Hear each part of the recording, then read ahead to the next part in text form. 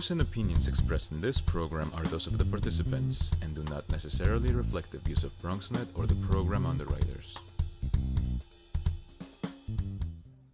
Well, the blame game continues in Obamacare and the failure to repeal it. Congress has come up with a solution, come up with a solution before September 27th. If not, there will be some major challenges. Coming up on this edition of Perspectives, our expert in government affairs and healthcare policy joins us to give us the latest and simplify all this healthcare talk. So we're going to try to make sense of it all. Stay tuned to us right here on Perspectives with yours truly, Darren Hyman. Let them know. What's on your mind? Let them know.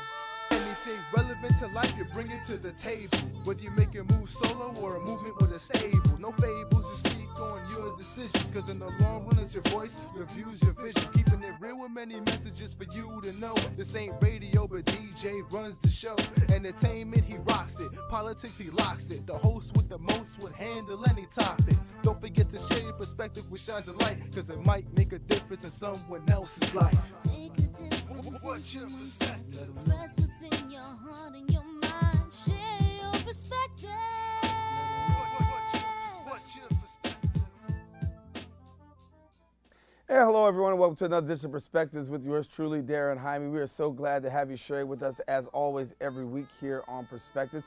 We invite you to stay connected to us, and how can you do that? Of course, you can watch us every week here on television, or you can also check us out on social media, find out more about us on BronxNet Perspectives on Facebook, and also you can talk to me on my professional page, Darren C. Hyman, and there you'll be able to find out there as well as Twitter, Instagram, all that social media stuff. Tap into us, find out what's going on here at the show, and then also get an opportunity to share your perspective with us on what's digging you. You know, we want to let you know what's happening with us, but also we want to find out what's going on with you. And so we've got a lot of issues that are happening in and around our community, but really when you talk about nationwide, the issue of healthcare really is a major issue. The ability for Americans to have free health care that was introduced under President Obama, called the Affordable Care Act, also known as Obamacare. The latest has been the repeal and replace game to replace Obamacare. That is trying to be instituted both by new President Donald Trump as well as the Republican-led Congress and Senate. Now, the bill did pass, a new health care bill did pass in Congress, but is actually stalling through the Senate with GOPers actually dissenting, saying, listen, we're not in favor of this. One notable, John McCain, saying no, that he is not voting in favor of the repeal and replace Obamacare. The question is exactly where do things stand today? What can we get out of that? And so we do have a government affairs and healthcare policy specialist here, and that's Abby Udochi. You see her here on the show before. She is the government affairs and healthcare policy specialist, and she's from Affinity Plan, and good to have you here with us again. Thanks, Darren. Good to see you. Good to have you. And we're always trying to break this down because it's ever evolving. And so as of today, give us an update as to where do things stand. Well, they don't stand anywhere. Right. They really don't. Nothing's standing. Nothing is standing right now. Your comment a moment ago that things are really kind of in a stall pattern is really accurate. So good news is the Affordable Care Act, or Obamacare, is still law of the land, and will be for the foreseeable future. But I can't ever say that with a Republican Congress that repeal and replace efforts will ever really end. So there is some action that's behind the scenes, some of it more collaborative than others. But we'll see how the rest of the summer pans out and what actually happens with this coverage that is impacting millions and millions of Americans. Yeah, so there is this sentiment amongst Americans like, okay, we know that the healthcare thing is going to be a big issue. Yes. The question is whether or not it's going back or it's moving forward. Right. From what we're seeing right now, it comes very close to passage, very, very close. But the bill comes with a lot of complexities. Yeah. And repealing and replacing Obamacare It's hard. is hard. Yes. So give us a little bit about the complexities that we're seeing right now and why this is taking, these So long. drastic, Well, I have to say, Darren, that when people say things like this is taking a long time, that's parroted by the Trump administration, it really isn't. It takes a long time to pass major legislation. Absolutely. It took President Obama over 180 days to get Obamacare drafted, conferenced, discussed, and passed. It's taken over 300 days for other pieces of major healthcare legislation in this country. So we're really talking about a short period of time when we've had mostly infighting and disagreement among the parties who are making these decisions. But let me stop there for a minute and just talk about the 3 failures that we saw just recently. So we do know that back in May, the House passed the AHCA, or the American Health Care Act, and sent that over to the Senate. The Senate wrote their own bill, which was called the BCRA, or the Better Care Reconciliation Act. So that was really proposed legislation that did not pass. And there were 2 versions of it that were drafted and proposed. The Congressional Budget Office really only scored 1 of them. And again, tens of millions of people would lose health coverage, and states would lose billions of dollars in access to federal Medicaid payments as a result of the BCRA. So what did it actually do? It included an amendment written by Ted Cruz that would say to insurers, you are allowed to offer plans on the marketplace that don't comply with current Affordable Care Act rules. Meaning, you can do things that you want to do that will decrease premiums. But what does that really look like under this administration? So decreased premiums really means that you don't have to offer all 10 of the essential health benefits. Right? Like maternity care was one of the benefits that was being discussed as something that would skinny down an insurance program or insurance package to make it cheaper. But as long as you offer the traditional ACA program, you could also offer these cheaper programs. The other thing that it included is would allow insurers and states to deny coverage for people with pre-existing conditions, which would be a bad deal. It kept taxes on taxes on high income earners, and then finally it added some stability funding to help stabilize the marketplaces, which in some states are in a bit of trouble. So that was the BCRA, and that failed when it came up to vote in the Senate. The second one that failed was called partial repeal. And partial repeal would, in 2 years, eliminate the individual mandate. And that's the mandate that says, if you don't have health coverage within a certain period of time, then there'll be a tax penalty that will be assessed on your income. It's not really being assessed and enforced right now. So even if people don't have health coverage today, the IRS isn't assessing those penalties. It would eliminate Medicaid expansion. So we've talked about Medicaid expansion on this show before. So that really is for people making between 100 and 138% of the federal poverty level, really people making between $25,000 a year or so and $36,000 or $37,000 a year or so for a family of 4, right now qualify for Medicaid. Under partial repeal, they would not. And that's millions of people across the country. That's expansion. Premium subsidies would end in 2 years. But it would leave in place some of the essential health benefits. So that was partial repeal. That too failed. And then the third piece of legislation that failed was called the skinny repeal. So what's the skinny repeal? That repealed the individual mandate as well. It got rid of the employer mandate, which mandated employers with a certain number of employees to provide health coverage through the ACA. It gave states more flexibility to waive certain things for Medicaid and for their commercial products. It defunded Planned Parenthood and gave the money for a year and gave the money that would go to Planned Parenthood to community health centers. And it increased the limit to health savings accounts, which on surface sounds good and is good for people at middle and higher incomes, but people at lower incomes really don't have enough discretionary cash to put away for future health concerns and issues. And then finally, one of the good things that it did was leave Medicaid expansion in place. So that was the skinny repeal. All 3 failed last month. So we're going to come back and talk a little about what a good health care bill would look like, because obviously a lot of people have voted a favor of it, some people voting against, but enough to not get any passage whatsoever. A lot of people say we need to see more, we need to see more. So let's talk about what more would look like and what a good health care bill would look like. And Abby will talk a little bit about that. We'll return right here on Perspectives. Wow, these are really good. You act surprised.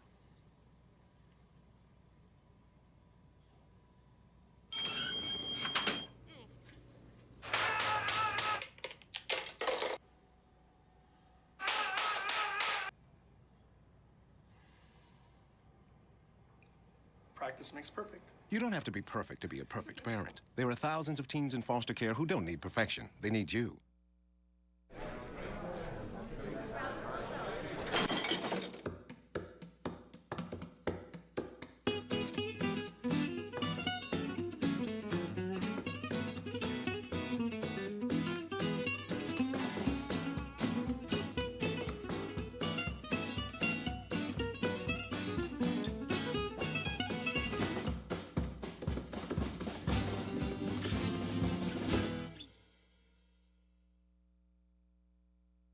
So, I'm kind of new here, but I've noticed a trend.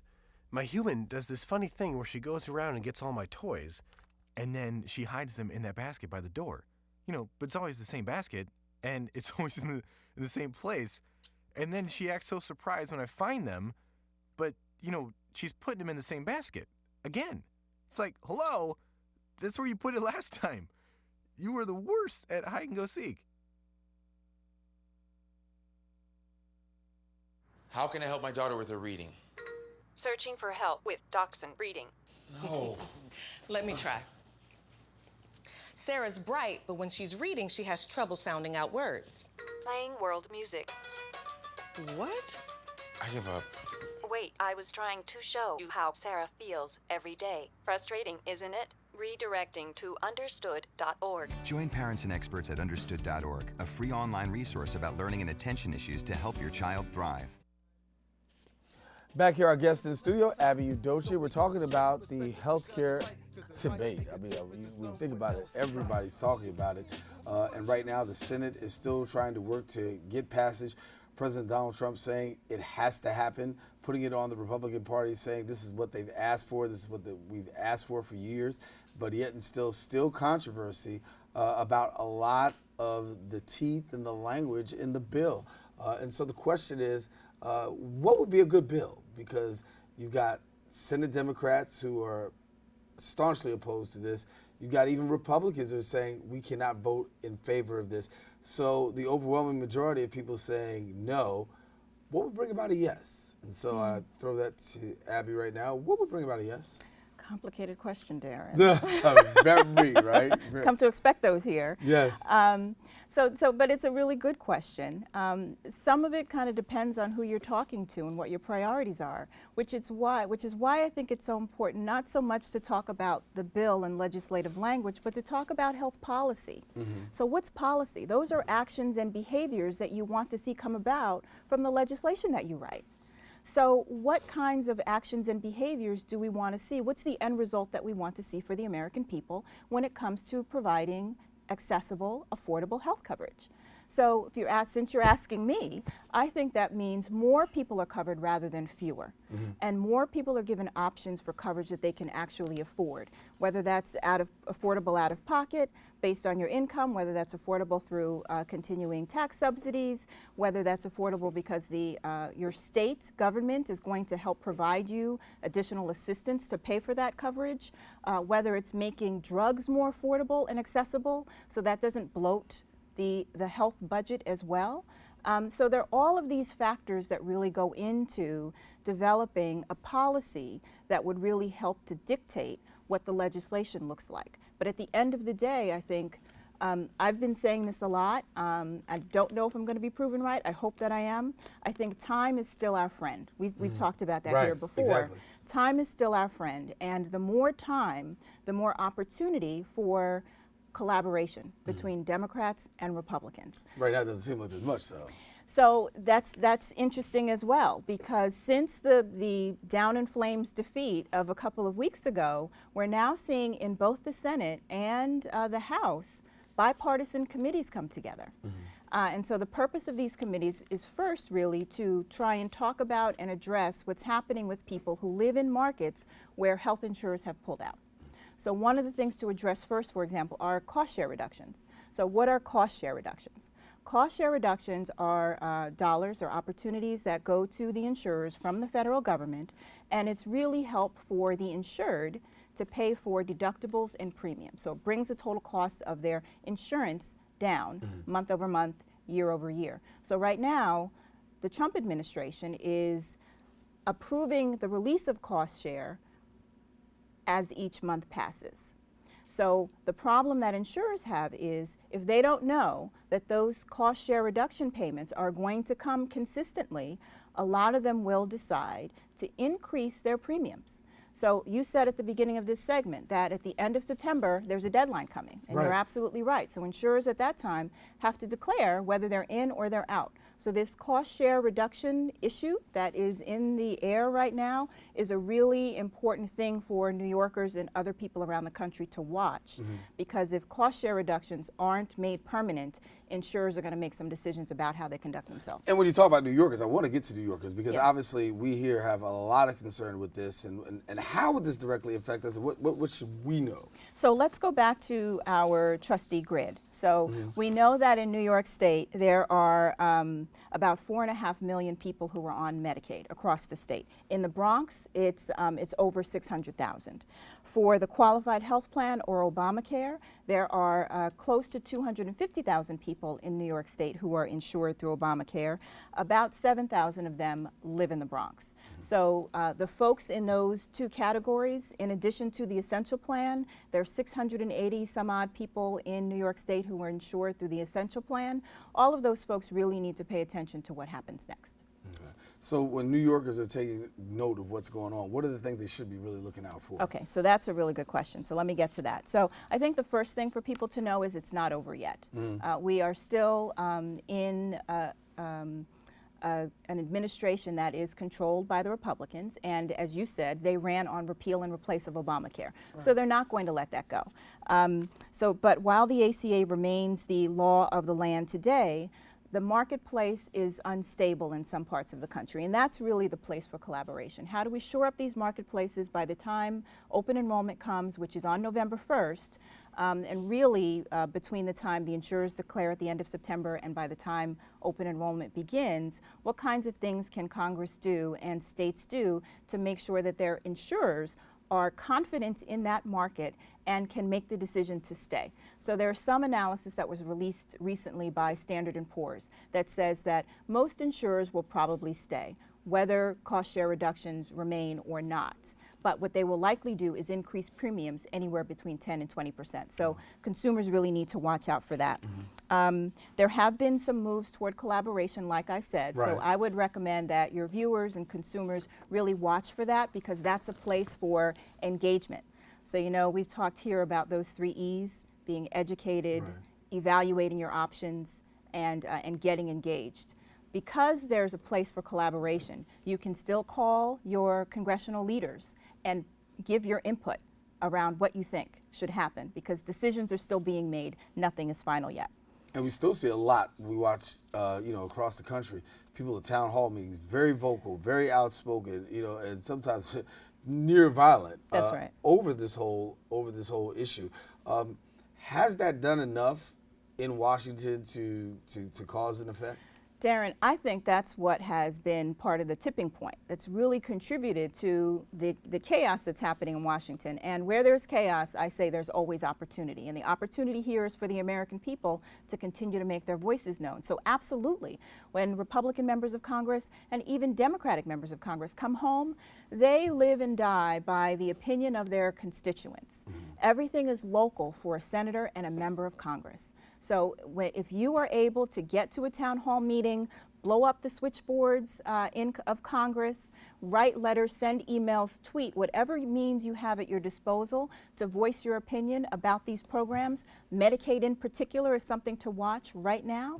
It is really necessary to do that. All right. Stay with us. Abby's coming back with a little bit more. We'll wrap this up and be back in a few. Open up your books to page 360. Did you just look at your phone while you was in class? You played yourself. Talking about inspirational quotes. You gotta believe in yourself. Don't ever play yourself. The key is to make it, so make it. Louise, can you give me an example of an inspirational quote? Don't play yourself. The key is to make it. And who said that? I did. Now that's a major key alert. Learn the real major keys to getting to college at getschool.com.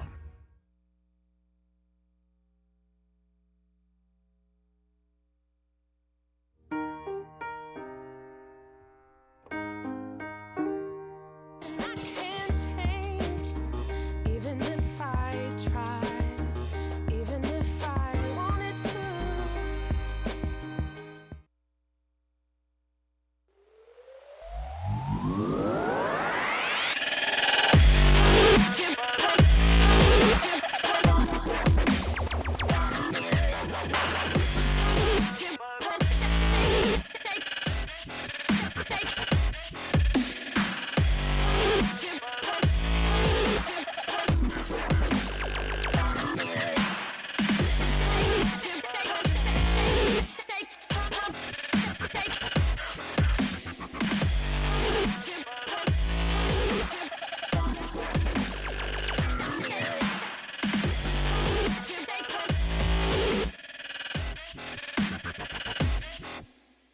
Well, Thomas, you've got prediabetes.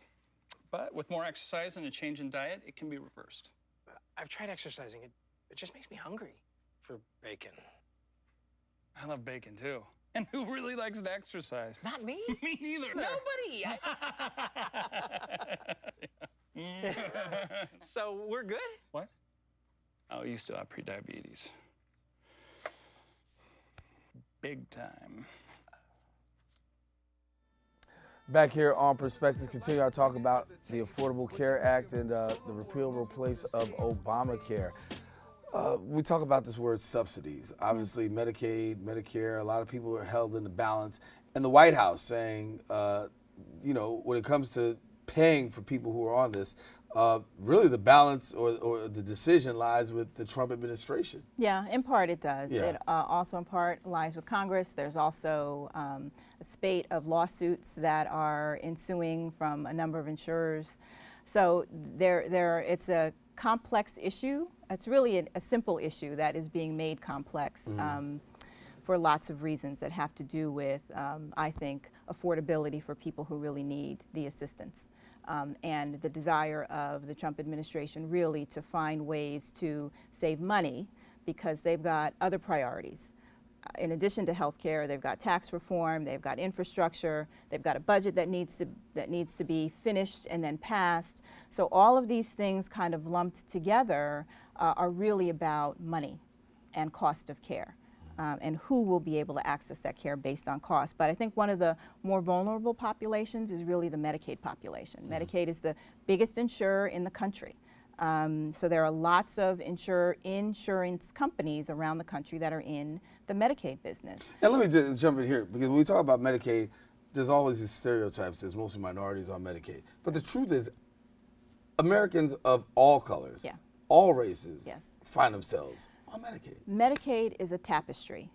So, and I'm really glad that you said that because there is a group of health plans around the country that are mostly not-for-profit, mostly community provider-based, and they belong to a trade association called ACAP.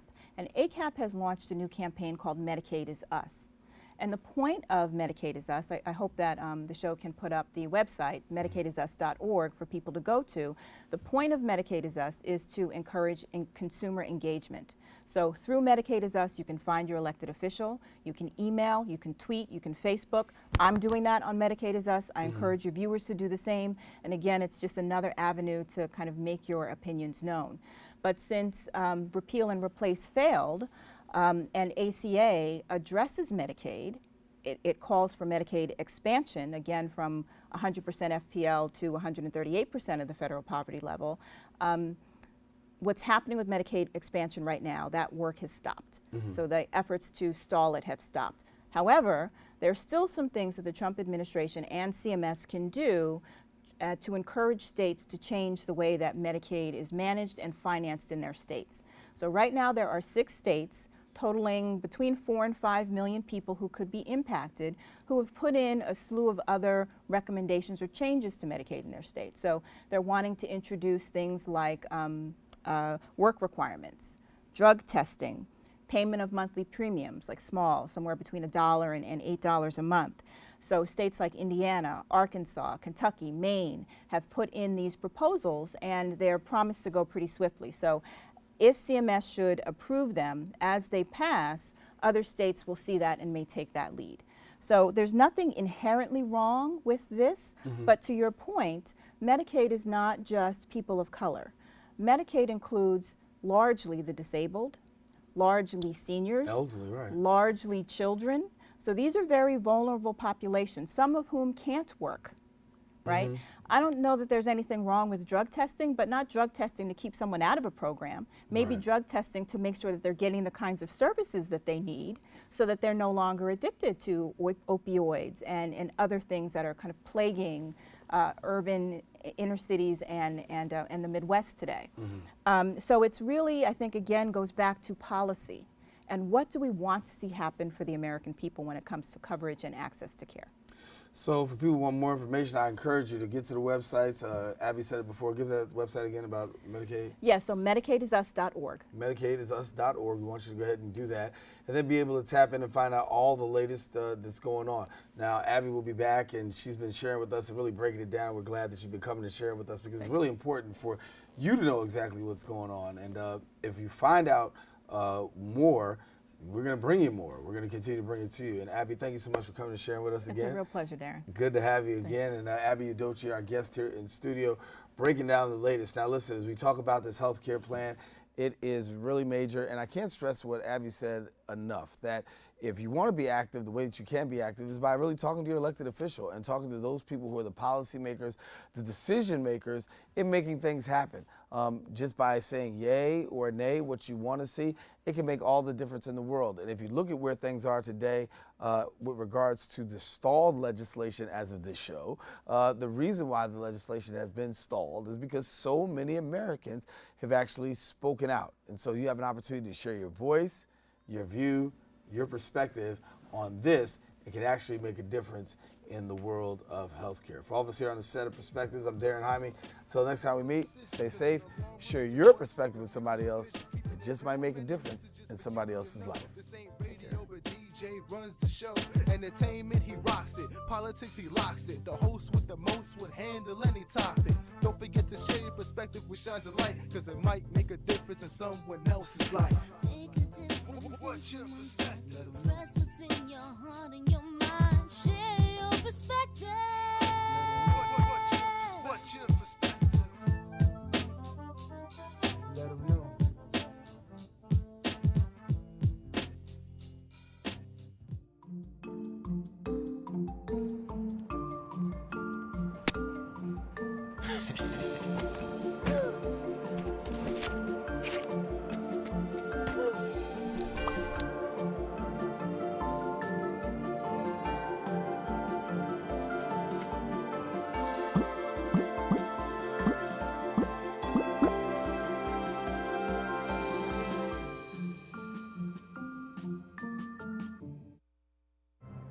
Behold the angry giant.